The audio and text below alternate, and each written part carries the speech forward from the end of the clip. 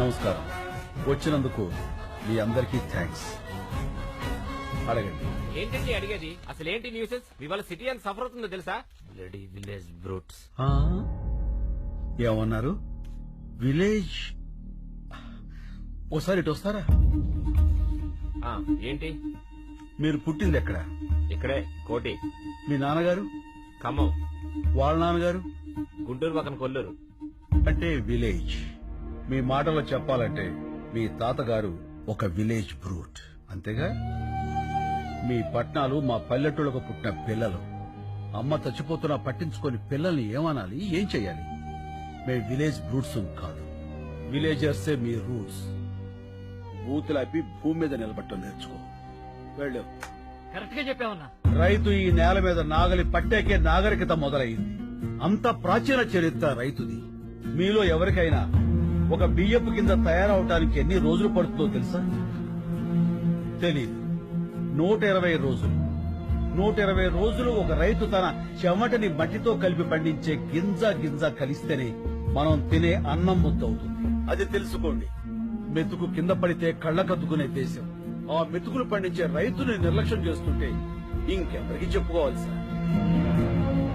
ఎవరైనా అన్నం పెడితే అన్నదాత సుఖీభవ అంటాం. అన్నదాత అంటే ఎవరో తెలుసా? వండినవాడో వడ్డించినవాడో కాదు, పండించినవాడు. వ్యవసాయానికి మించిన సాయం ఆ దేవుడు కూడా చేయలేడు. సెల్ ఫోన్ లేకపోయినా మనం బతకగలం, టీవీ లేకపోయినా బతకగలం, ఏసీ లేకపోయినా బతకగలం. కానీ అవి తయారు చేసేవాడు కోటీశ్వరుడు. కానీ అన్నం లేకుండా మనం బతకలేం. అది పండించే రైతు మాత్రం ఎప్పటికీ పేదవాడే, పేదవాడే, పేదవాడే. అంటే పరిశ్రమలు రావడం తప్పంటారా? పరిశ్రమలు రావడం తప్పు కాదు, రావాలి. కానీ అవి పంట భూముల్ని నాశనం చేసి కాదు.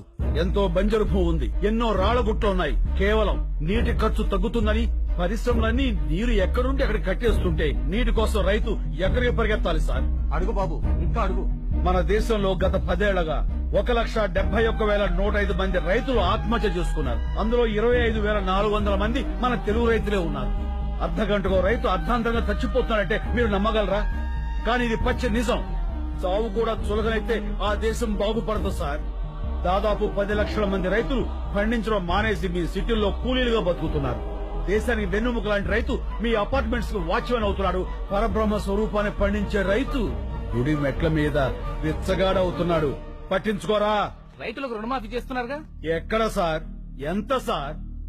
వాగ్దానాల్లో కాదు, వాస్తవాల్లోకి రండి. కొన్ని వేల కోట్లు అప్పు చేసి చేతులెత్తేసిన ఓ కార్పొరేట్ యజమాని విదేశాల్లో స్కాచ్ తాగుతుంటే 5-10 వేలు అప్పు చేసినటువంటి ఓ రైతు పొలం గట్ల మీద పురుగుల మందు తాగుతున్నాడు. ఇది నిజం కాదా? పట్టించుకోరా? వచ్చి చూడండి సార్. కార్పొరేట్ ఇనుప చట్టాల కింద పడి పచ్చడి పొలాలు చచ్చిపోతున్నాయి. మళ్లు తడపాల్సిన నదులు ఫ్యాక్టరీ గొట్టాల్లో పడి మురికి నీళ్లు అవుతున్నాయి. ఆ మల్టీనేషనల్ కంపెనీల యంత్రాలు పచ్చి బాలింతరాలైన మట్టిని తొక్కుకుంటూ పోతున్నాయి. పట్టించుకోరా సార్? కానీ వాళ్ళు పెట్టే పరిశ్రమల వల్ల ఎంతో మందికి ఉద్యోగాలు వస్తున్నాయి కదా. ఏం పరిశ్రమలు సార్? పోషకాహారాన్ని మొత్తాన్ని ప్రొడక్ట్స్ గా మార్చేసే పరిశ్రమలా? గుడ్లతో షాంపూలు, క్యారెట్ తో క్రీములు, సోయాతో సోపులు. 2 రూపాయల గుడ్డుని 10 రూపాయలకి, 10 రూపాయల క్యారెట్ 100 రూపాయలకి కొంటారు ఆ కార్పొరేట్ వాళ్ళు. ఆ రేట్ ఇచ్చి పేదవాడు కొనగలడా? పోనీ ఆ డబ్బు రైతులకు వెళ్తుందా అంటే అది లేదు, దళారీలకు వెళ్తుంది. ధనవంతులైన దళారీలు ఇంకా ధనవంతులు అవుతున్నారు. పేదవాడైన రైతు మరింత పేదవాడవుతున్నాడు.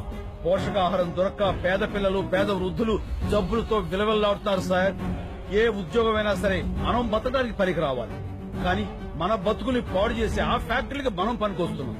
వ్యవసాయం కూడా పరిశ్రమే, రైతు శ్రమే. అది గుర్తించండి.